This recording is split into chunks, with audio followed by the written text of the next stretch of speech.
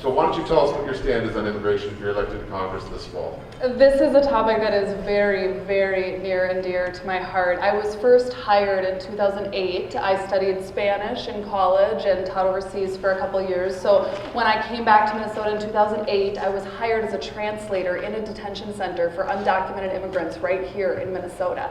And for 6 years, I saw up close and personal the toll that our broken immigration system takes on our communities, and how these laws that were written in 1965 have not been substantially altered. Instead, we have had a patchwork of executive orders that come and go depending on who wants to be in power.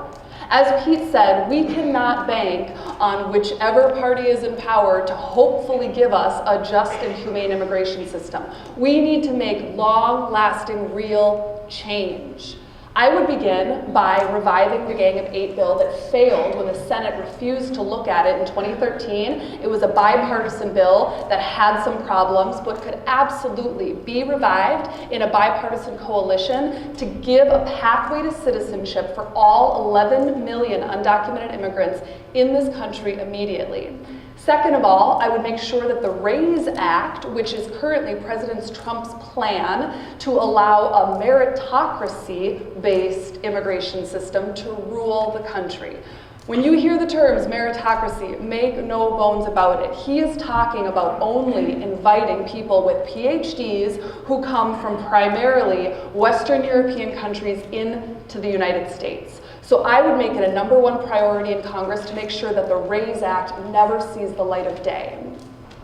Thank you. Lee Piper, you're the only person on the panel that has actually worked for ICE, isn't that correct? You want to tell us about that? So, as I mentioned earlier, I was hired in 2008 to begin translating in a detention facility run by ICE in Minneapolis.